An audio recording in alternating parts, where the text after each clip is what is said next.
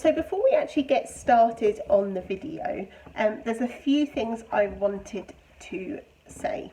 There has been a rise in dog injuries due to owners trying to groom their dog at home with scissors. If you are planning to do this at home, I want to make sure that you're doing it safely and correctly. And also think twice before doing it. Make sure it's really, really necessary. Some dogs might be able to wait and all you have to concentrate on is brushing. But make sure you watch this video the whole way through to make sure you're getting all the information that you need.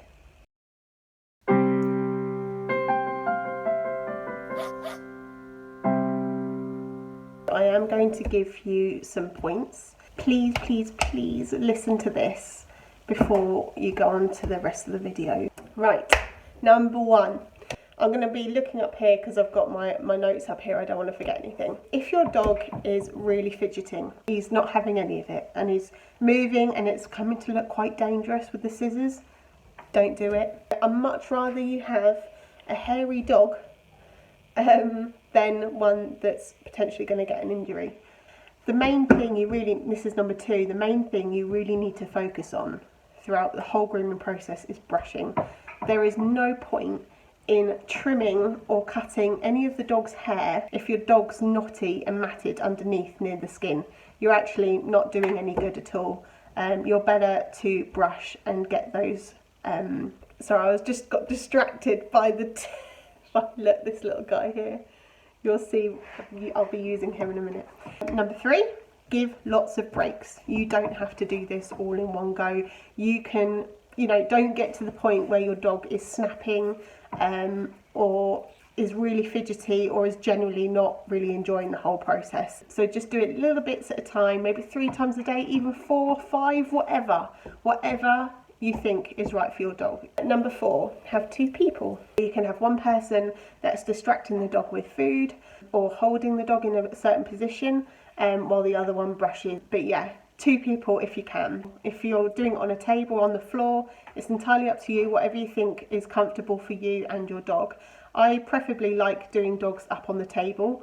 You've got that little bit more control over the situation if they're up on a table, and especially if it's a table up against a wall as well. So you, especially if you're on your own, you haven't got any worry of the dog falling off the other end. Number 5, don't lose your patience. If you find yourself getting frustrated, stop. Carry on with your day and try again later. Okay, so just don't lose your patience, be nice and calm, do little bits at a time. Okay, number 6, what most people say when they come to my salons, we normally try and brush the dog when he's sleeping. No, you're just making it worse, to be honest, because not only have you woken him up, you have now started doing something he doesn't like. So it's better to have him up, awake, eager for the treats and reinforcement that you're using, because that way they're able to process it better and most vitally learn from the experience as well, which is what you want your dog to do. You want him to learn to cope with the grooming and tolerate it in a way and being able to process that. Okay, so that is all my pointers. I know it sounded a bit like, these are the rules, don't do this, don't do that. I don't want to come across as bossy, but I just wanted to make sure that you're all safe and that you're all doing it correctly. Okay, let's get started. First of all, you're going to need something to help distract your dog, something that they really enjoy so they associate the experience with something good. So food is a primary reinforcer for dogs. So I'm using a lick mat, or you can use a chopping board or anything that is able to spread food over. Also, I've got liver treat, peanut butter and Rolly's dinner. Now for grooming equipment, you need a nice soft slicker brush. You need a comb, preferably one with wide and narrow teeth on it, or you can have 2 different separate combs, that's fine. Some scissors if you decide to use them, and if you have them, some thinning scissors would be brilliant. So now you want to get their food ready and prepared. So I'm using Rayleigh's dinner at the moment. This is really highly reinforcing for him, so you'll find that this will keep him distracted. But make sure you've got something that they really enjoy and that they're not going to get bored of. When it comes to grooming, there are certain areas on your dog that a lot of people miss. These are common places like under the armpit, the belly, inside the back of the legs, the feathers at the back of the legs as well, and a really common place is behind the ears, just there. And another place I forgot to mention is around the neck where the collar goes, so make sure you take the collar off and brush there. So first you want to start brushing everywhere with your slicker brush, getting into all those awkward places, and also making sure that you're working from the bottom, so the ends of the hair, and slowly making your way up. This is so you're not collecting lots of hair at the bottom of the ear. So you're finding a knot at the ends, removing it, and then working your way up. So you're not left with a big clump, if that makes sense. I think that makes sense. Make sure you're doing all the inside of the ears as well. Again, working from the bottom and working your way up.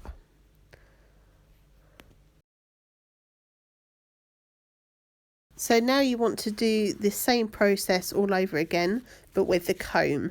This is so you're making sure you get rid of all those little tiny knots that you might have missed.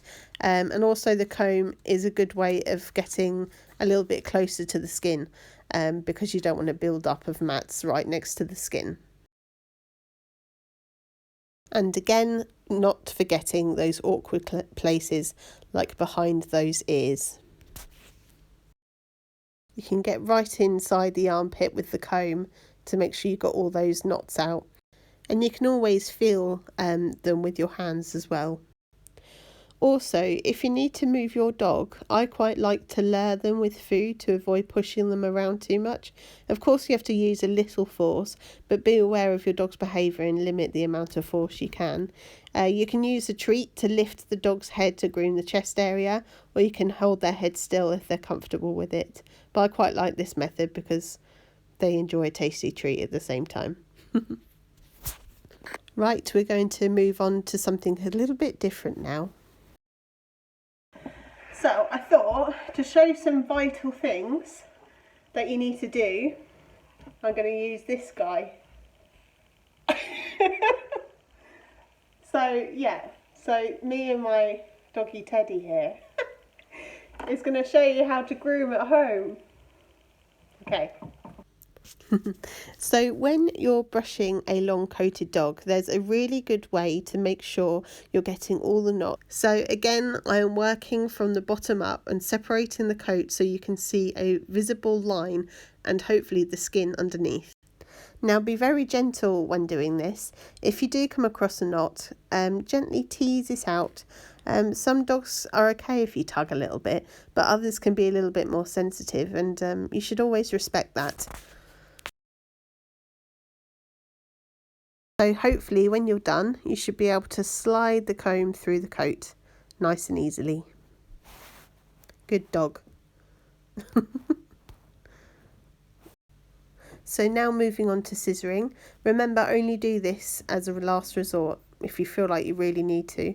Otherwise, just please leave it to the professionals. So when you're working with scissors, the aim is to avoid pointing the end near the dog. Most of the trimming is in a downward position. Using the scissors is a bit like doing yoga. If you have to, you kind of have to bend in different ways to get the right angle.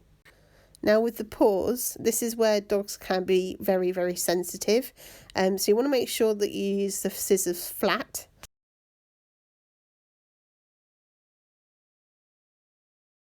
Make sure if they pull their foot away, it's okay, let go. Get them focused on the food again and try again. There's no rush. You can always use your comb or fingers to kind of fluffen up the fur a little bit. But again, I like to say just only do this if you feel like you really have to. Now the hair between the pads can get very hairy and can become quite knotted. So make sure you get your little comb and just get right in there to brush out any knots. I normally use the clippers to shorten this, so don't use the scissors for that area. Now for the top of the paw, you can brush up using the comb to fluff it all up.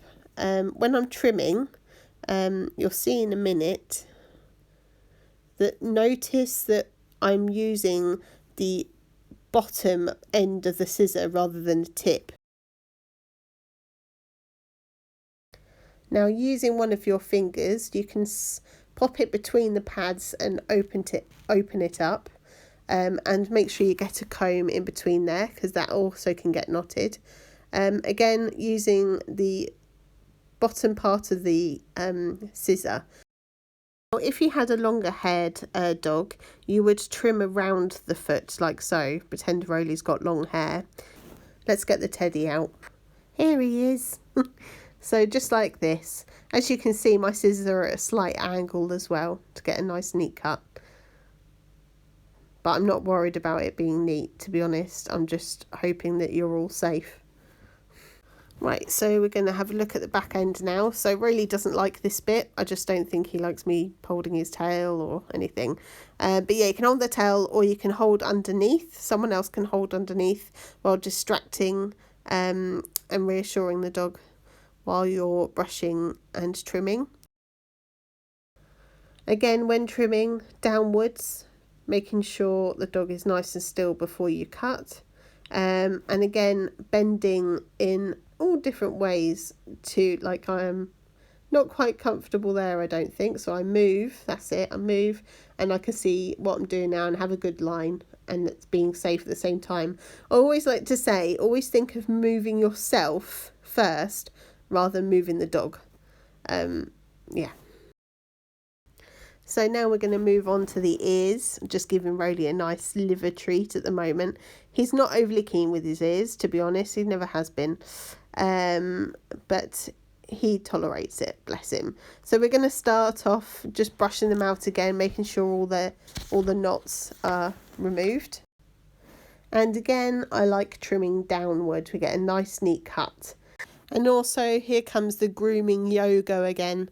So bend into a way that is comfortable for both you and the dog. And of course, not forgetting to always reward your dog for doing well. When it comes to holding the muzzle, there are two ways you can hold a dog's head still. So you can hold around the muzzle like so, or you can hold a tuft of hair under his chin. Oh dear. Anyway, Rolly doesn't have a lot of hair, so you can't do that with him. But if you pretend that he's got long hair now, you can see how I'm showing you the direction of brushing and how you would hold his head to be able to brush the beard. Now, I've been doubting whether to show you this or not, but trimming the eyes, use the bottom, not the tip. The reason why I have decided to show you is that I'm worried in case people will do it anyway and do it wrong. So here you can see I'm not using the tip of the scissors at all, and bringing the hair up to the eyes, so I'm not going too close to the skin, and again using the bottom part of the scissors. Approach the eye using the bottom part of the scissors and not pointing them towards the dog. Now, honestly, I don't recommend you doing this. I am only showing you this in case you do it anyway.